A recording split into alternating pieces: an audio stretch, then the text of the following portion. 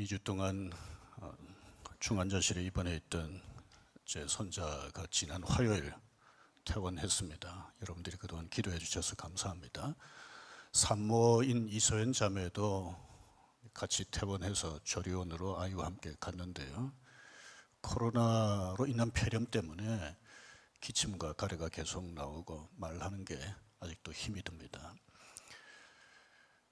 처음 코로나 확진을 받은 후에 바로 수술해서 아기를 낳으라고 그랬는데 자기 몸속에서 할 수 있는 대로 좀 더 키워보겠다고 수술을 사실은 거부하는 바람에 코로나 치료를 제때 하지 못한 때문이 아닌가 그렇게 짐작을 합니다. 제가 이걸 옆에서 지켜보면서 이 엄마는 자식을 위해서라면 자기 몸 상하는 것은 개의치 않는구나 하는 생각을 다시 하게 됐습니다. 나중에 자기 몸이 이렇게 됐다는 걸 알면서도 후회하지 않고 하나님 앞에 감사한다고 그러더라고요. 이게 엄마죠. 친정 어머니는 딸이 코로나 때문에 몸 상태가 아주 좋지 않다는 걸 듣고는 이렇게 기도했다고 그래요. 하나님, 차라리 저를 데려가지고 딸은 좀 살려주세요. 이게 이제 엄마죠. 지난 주간에 어떤 형제님이 제게 동영상을 하나 보내주셨습니다. 보니까 어떤 어머니가 아기를 임신하고 4개월쯤 지난 뒤에 초음파 검사를 했더니 태아의 뇌가 머리 바깥으로 나와 있다는 거예요. 그러면 되게 어떻게 얘기를 하나요? 포기하라고 그러잖아요. 근데 어머니는 그 아기를 포기를 하지 않았습니다. 아기를 낳았을 때 의사가 사실은 얼마 못 살 거라고. 그런데 부모는 아이 이름을 모세라고 짓고 아이 머리 밖으로 나온 뇌를 잘라냈습니다. 모세가 기적처럼 살았던 것처럼 되뇌의 70%, 손의 90%를 잘라냈는데도 20년 이상 지금 살아 있습니다. 여러 가지 장애가 중복해서 있어서 삶이 굉장히 힘들고 지능도 아주 낮지만은 동계올림픽 때 애국가도 불렀고 엄마와 함께 방송에 나와서 노래도 부르고 교회에서 간증도 하고 그럽니다. 하나님의 은혜죠. 하지만 어머니가 아니었다면 이 아들이 지금까지 살아있을 수 있을까요? 세상 어머니들은 다른 사람들이 보기에는 어리석다 여겨지는 것도 합니다. 무모하다고 여기는 그런 결정도 합니다. 다른 사람들은 포기해도 엄마는 포기 안 합니다. 이런 어머니들, 하나님이 이런 어머니를 우리에게 주셔서 오늘 저와 여러분들이 이 자리에 있는 게 아닐까요? 어머니가 이렇기 때문에 자식들은 살아있는 날 동안 늘 엄마 엄마 그러잖아요. 나이가 많아도 어머니를 그리워하고 심지어 죽는 날까지 어머니를 그리워합니다. 그런데 자식들은 어떤가요? 며느리와 사위들은 어떤가요?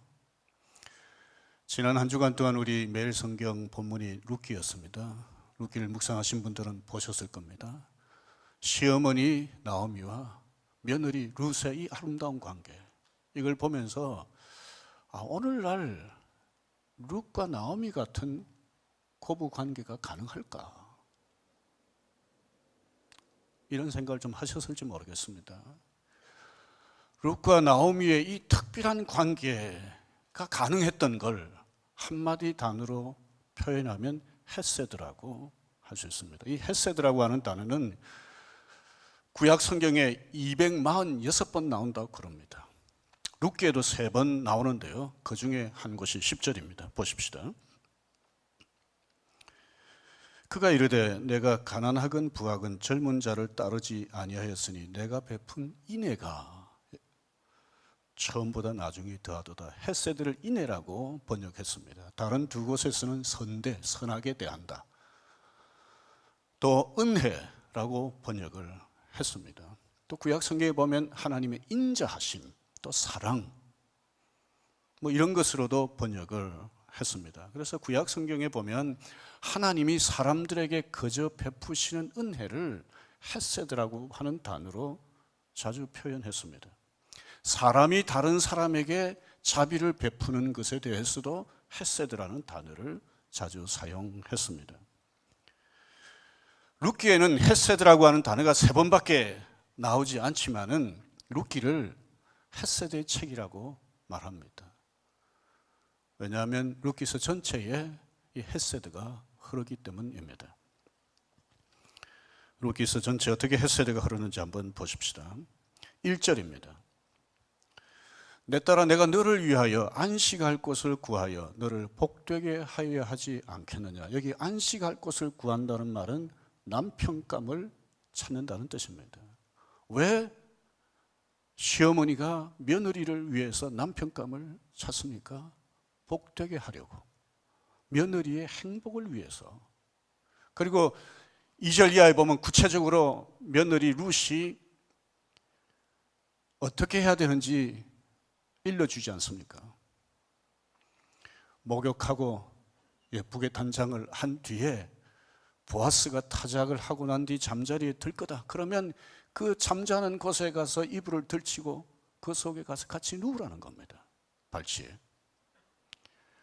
요즘 보면 이상하게 시어머니가 며느리에게 뭐 하라는 것처럼 보이잖아요. 뭐 아주 은밀하게 유혹을 해가지고 보아스가 룻과 결혼하지 안 되면 안 될 상황을 만들라는 것처럼 보입니다. 우리 눈에는 지금 이렇게 보이지만은 당시에는 이런 식으로 청혼을 했던 것 같습니다.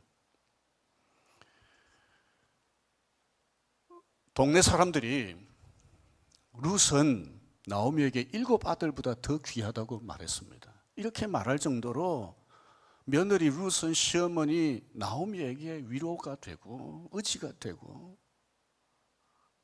소중하기 짝이 없는 그런 존재였습니다. 그런데 만약에 며느리 룻이 다른 사람과 결혼해버리면 어떻게 될까요?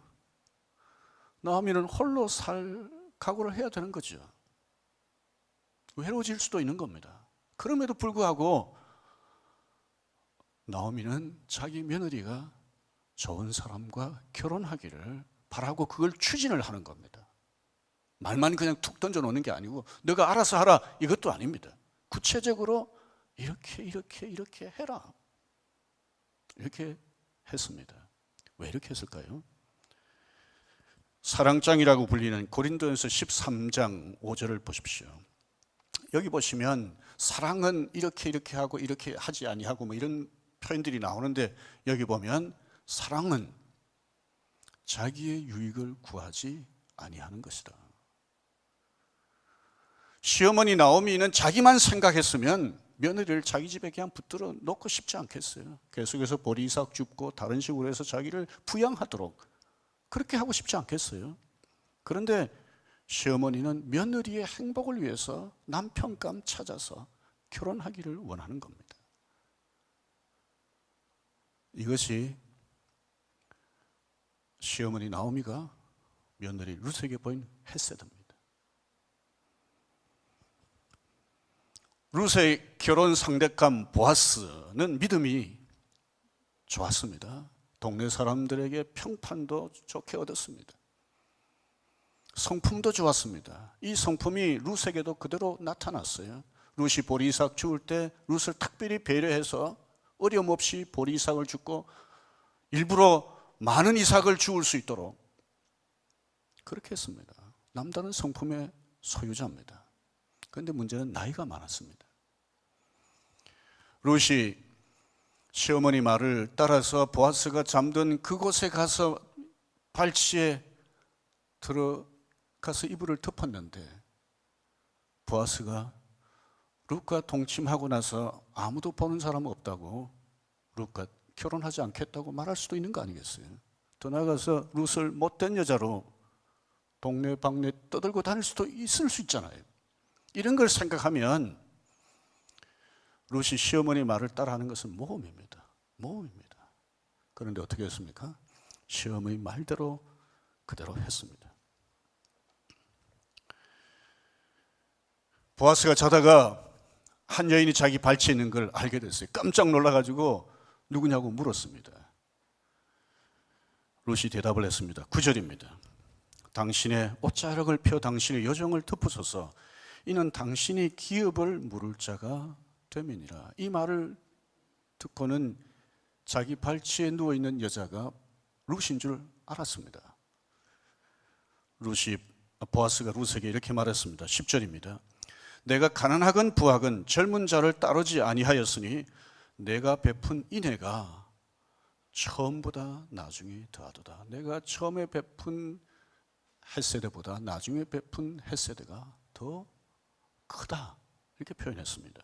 보아스가 말한 처음 베푼 인애, 처음 베푼 헷세대가 무엇입니까? 룻기 1장을 보셨으면 아실 겁니다. 나오미가 남편을 따라서 잘 살아보겠다고 모압 땅으로 이민을 갔습니다. 가서 얼마 안 돼서 남편이 죽었습니다. 그곳에서 두 아들이 모압 여인들과 결혼했는데 10년쯤에 두 아들도 자식도 없이 죽고 말았습니다. 빈털터리가 됐습니다.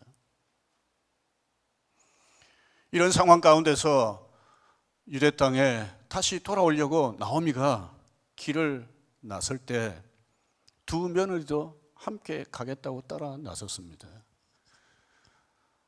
시어머니 나오미가 며느리들에게 말했습니다. 너희들은 여기 남아서 모압 남자 만나서 행복하게 살아야 된다. 나 따라오면 평생 혼자 살 각오해야 된다. 이 말에 한 며느리는 모압 땅으로 돌아가고 다른 한 며느리 룻은 이렇게 말했습니다. 룻기 1장 17절입니다. 같이 읽겠습니다. 어머니께서 죽으시는 곳에서 나도 죽어 거기 묻힐 것이라. 만일 내가 죽는 일 외에 어머니를 떠나면 여호와께서 내게 벌을 내리시고 더 내리시기를 원하나이다. 룻은 자신의 행복만을 생각하지 않았습니다. 시어머니의 행복도 생각을 한 거예요. 이것이 보아스가 말한 처음 인내, 시어머니에게 베푼 처음 헤세드입니다. 보아스가 말한 룻의 나중 인내는 무엇인가요? 자신같이 나이 많은 사람과 결혼하려고 하는 겁니다. 그 당시도 보아스가 말한 것처럼 부자든 가난하든 젊은 여성은 젊은 남성과 결혼하려고 했습니다. 그런데 자기같이 나이 많은 사람과 결혼하려고 하는 이 룻, 이 룻이 왜 나이 많은 보아스와 결혼하려고 했을까요? 9절에 룻이 말한 대로 보아스가 기업을 물을 자이기 때문입니다. 여기 기업이라고 하는 것은 요즘 삼성, 현대 이런 기업을 얘기하는 게 아닙니다. 가문에 속해 있는 재산입니다. 토지 같은 것. 물은다는 이 말은 샀다가 다시 반환한다는 뜻이 아니라 이미 돈 받고 이미 판 것을 다시 돈을 지불하고 사오는 것을 말합니다. 그러니까 나오미 룻은 보아스와 결혼을 해서 아들을 낳게 되면 자기 남편 대가 계속 이어질 것이고 엘리멜렉이라고 하는 그 가문이 이어질 것이고 그 가문에 속해 있던 기업도 회복이 될 것이고 시어머니 나오미도 덜 외롭게 되고 경제적으로도 안정될 것이다. 이렇게 생각을 했습니다. 요새 말로 돈 많은 남자 만나서 팔자 한번 펴보겠다고 젊은 여자가 나이 많은 부자 남자 만나서 결혼하겠다는 그런 속셈으로 룻이 보아스와 결혼하려고 했던 게 아닙니다. 자신의 행복보다 시어머니의 행복을 생각하면서 가문을 생각하면서 결혼하려고 했습니다. 이것을 보아스는 나중 인애, 나중 헤세드라고 표현을 했습니다. 인간은 자기중심적입니다. 자신의 이익을 위해서라면 다른 사람을 이용하기도 하지 않습니까? 세상을 떠들썩하게 하는 큰 범죄이든 뭐 작은 범죄이든 그 배후를 보십시오. 아주 추악한 인간의 욕망이 숨어 있는 경우가 얼마나 많습니까? 나오미와 룻도 별 수 없는 아담 하와의 후손 아닙니까? 죄성을 가진 그런 인간들입니다. 이기적인 욕망을 가지고 있는 인간들입니다. 그런데 어떻게 자기의 이기적인 욕망을 따라서 계획하고 결정하려고 하는 죄성을 극복하고 서로에게 헤세드를 베풀 수 있었을까? 어떻게 이렇게 서로에게 이 인간의 이 죄성을 거스르는, 이걸 뚫고 이걸 극복하고 헤세드를 베풀 수 있었을까? 지난주 오후 기적을 만드는 5가지 특강이 있었죠. 감사하고 칭찬하는 말을 했을 때와 짜증내고 욕을 했을 때 밥이나 물이나 양파가 판이하게 다른 걸 우리 눈으로 보았지 않습니까? 이런 걸 보면 사람들이 어떻게 하죠? 나도 칭찬하는 말을 해야지, 지지하는 말, 감사하는 말, 격려하는 말, 인정하는 말, 막 이렇게 해야지 하고 이제 하려고 애를 씁니다.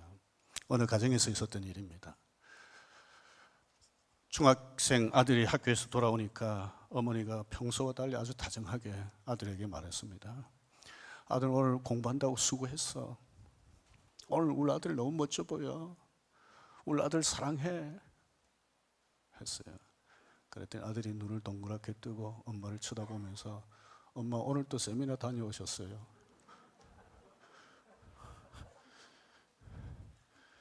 많은 사람들이 세미나에서 배운 대로 말하려고 애를 쓰죠. 근데 애쓰지만 얼마 못 가서 어떻게 됩니까? 옛날로 되돌아가 버립니다. 배워서 연습해서 하는 게 어느 정도 효과가 있기는 있습니다. 하지만 이게 오래 못 가는 이유가 어디에 있을까요? 마태복음 12장 34절 보십시다. 같이 읽겠습니다. 독사의 자식들아, 너희는 악하니 어떻게 선한 말을 할 수 있느냐? 이는 마음에 가득한 것을 입으로 말함이라. 말이 바뀌려면 뭐가 바뀌어야 됩니까? 마음이 바뀌어야 됩니다.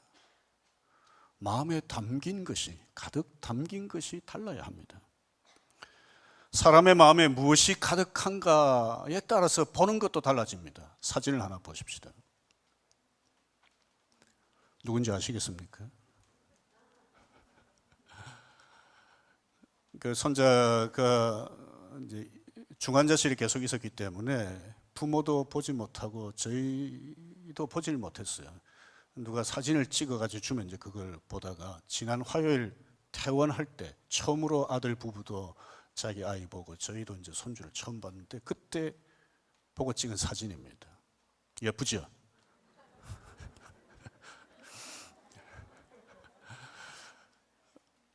뭐 여러분들 속으로는 뭐 애기는 다 예쁘지 뭐 이렇게 하실 수도 있어요. 그런데 제 눈에는 예쁘게 보입니다. 이쁜 짓을 해서 이쁜 게 아니라 존재 자체가 이쁩니다. 여러분 부모님들 그렇지 않습니까? 자기 새끼는 다 예쁩니다. 자기 손주는 이쁜 짓을 해서가 이쁜 게 아니라 존재 자체가 이쁜 겁니다. 왜 그렇습니까? 보는 마음이 달라요. 눈으로 보는 게 아니라 마음으로 보는 겁니다. 아이 똥이 촌수를 가린다고 그러잖아요.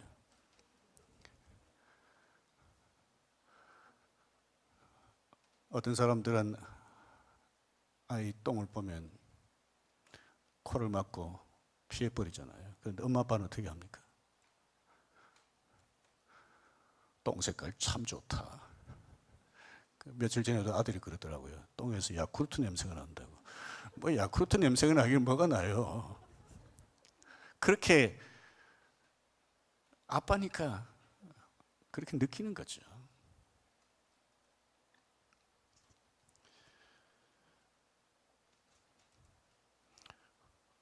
엄마들은 똥 만지던 손으로 쌈도 싸먹는다고 그럽니다. 사람의 마음에 무엇이 담겨 있느냐에 따라서 듣는 것도 달라지잖아요. 똑같은 말을 듣는데도 어떤 사람들은 좋게 듣고 어떤 사람들은 나쁘게 들어요. 부정적으로 들어요. 사람의 마음에 무엇이 가득한가에 따라서 다른 사람을 대하는 태도가 달라집니다. 마음에 헤세드가 가득하면 어떻게 해요? 다른 사람에게도 헤세드를 표현합니다. 헤세드가 없는데 헤세드를 표현하려고 하면 힘들어요. 조금 하다가 이제 그만두게 되죠. 본성이, 본 마음이 드러나게 되잖아요. 서로에게 헤세드를 보였던 나오미와 루스의 마음에는 무엇이 가득했을까요? 헤세드가 가득하지 않았을까요? 예수님이 어느 날 바리새인 집에 초대를 받았습니다. 한 여인이, 동네에서 죄인으로 소문난 이 여인이 예수님께로 와서 울면서 눈물로 예수님의 발을 적셨습니다. 자기 머리털로 예수님의 발을 닦았습니다. 예수님의 그 발에 입을 맞추고 자신이 가져온 향유를 부었습니다. 이것을 지켜보던 예수님을 초대한 바리새인이 속으로 예수님을 욕했습니다. 이 죄인을 예수님이 못 알아보시네. 죄인이 저렇게 하는 걸 그냥 가만히 두고 보시네. 이렇게 한 겁니다. 이 속마음을 꿰뚫어 보신 예수님께서 이 바리새인에게 말씀하셨습니다. 내가 당신 집에 왔을 때 당신은 내게 발 씻을 물도 주지 않았다. 그런데 이 여인은 자기 눈물로 내 발을 적시고 머리털로 내 발을 닦고 내 발에 기름을 부었다. 그러면서 이 여인이 이렇게 한 이유에 대해서 말씀하셨습니다. 누가복음 7장 47절입니다. 이는 그의 사랑함이 많음이라 사함을 받은 일이 적은 자는 적게 사랑하느니라. 이 여인과 이 바리새인을 두고 한번 생각해 보십시오. 이 여인의 마음속에는 자신 같은 죄인을 용서해 주신 그 하나님의 은혜가 너무 감사한 거였어요. 용서해 주시는 하나님의 헤세드가 그 마음에 가득해 있었기 때문에 이 헤세드에 대한 감사와 감격이 있었던 겁니다. 반면에 이 바리새인은 용서하시는 하나님의 헤세드가 그 마음에 없었던 것 같아요. 그러니까 용서하시는 하나님의 헤세드에 대한 감사도 감격도 없었던 거죠. 그러니까 예수님에 대한 태도가 달라진 겁니다. 이 여인은 받은 헤세드에 대해서 감사하면서 예수님에게 다른 사람들이 보든 말든 뭐라고 하든 상관하지 않고 울면서 예수님의 팔을 적시고 자기 머리털로 예수님의 발을 닦고 값비싼 향유를 예수님의 발에 부은 겁니다. 그 발에 입을 맞추면서. 그런데 바리새인은 보통 그 당시에 유대인들이 하던 일도 하지 않은 거예요. 집에 손님이 오면 물을 내줘서 씻을 수 있도록 하는데 그것조차도 하지 않은 거예요. 헤세드가 가득한 이 여인, 헤세드가 없었던 이 바리새인, 마음에 무엇이 담겨 있느냐에 따라서 겉으로 표현되는 게 다릅니다. 나오미와 루스에게는 이 향유를 예수님의 발에 부었던 여인처럼 그 마음에 헤세드가 가득했던 거죠. 하나님께 직접, 하나님 보이지 않으시니까 직접 이 헤세드를 표현하지는 못하잖아요. 대신에 자기 며느리에게 이 헤세드를 표현하고 자기 시어머니에게 이 헤세드를 표현한 겁니다.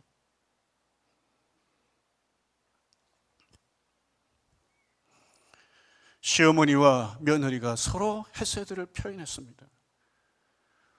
보아스도 사실은 이 두 사람에게 헤세드를 표현했습니다.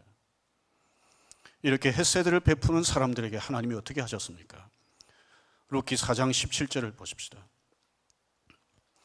그의 이웃 여인들이 그에게 이름을 지어주되 나오미에게 아들이 태어났다 하여 그의 이름을 오벳이라 하였는데 그는 다윗의 아버지인 이새의 아버지였더라. 보아스와 결혼한 룻에게 하나님이 아들을 주셨습니다. 헤세드를 베푸신 거죠. 이렇게 함으로 엘리멜렉 가문의 대가 이어지고 기업이 회복이 되고 시어머니도 이 아들 룻이 낳은 아들인데도 여기 동네 여인들이 뭐라고 그랬습니까? 나오미의 아들이라 이렇게 표현했어요. 그러니까 시어머니 룻도 이전과 비교할 수 없는 기쁜 마음 가지고 살 수 있었던 거죠. 그런데 이 아들이 누굽니까? 다윗의 할아버지예요. 이 다윗의 후손으로 누가 오셨습니까? 예수님이 오셨습니다. 나오미와 룻이 이걸 알았겠습니까? 몰랐을 거예요. 우리가 이걸 보면 뭘 좀 알 수 있습니까? 우리가 하나님께 받은 헤세드에 감사해서 다른 사람들에게 헤세드를 베풀면 하나님이 헤세드를 또다시 부어주시는데, 이 헤세드는 우리가 기대한 것 이상의, 상상한 것 이상의 헤세드다. 그야말로 측량할 길 없는 이런 놀라운 헤세드를 하나님이 헤세드를 베푸는 사람들에게 또다시 부어주신다는 겁니다. 오늘날도 하나님은 헤세드를 보이는 사람들에게 헤세드를 베풀어 주십니다. 에베소서 6장 2절 3절 같이 읽겠습니다. 내 아버지와 어머니를 공경하라. 이것은 약속이 있는 첫 계명이니 이로써 내가 잘되고 땅에서 장수하리라. 내 아버지와 어머니를 공경하라, 다르게 표현하면 헤세드를 보이라는 겁니다. 그러면 내가 잘되고 땅에서 장수하리라, 하나님이 또 다른 헤세드를 그 자녀 손들에게 부어주실 거라는 거죠. 부모에게 헤세드를 보이는 게 당연함에도 불구하고 계속해서 헤세드를 베풀어 주시는 하나님, 얼마나 감사한지 모릅니다. 마지막으로 그림을 하나 보십시다. 오늘 설교 요약이라고 할 수 있습니다. 나오미와 룻이 서로 헤세드를 베풉니다.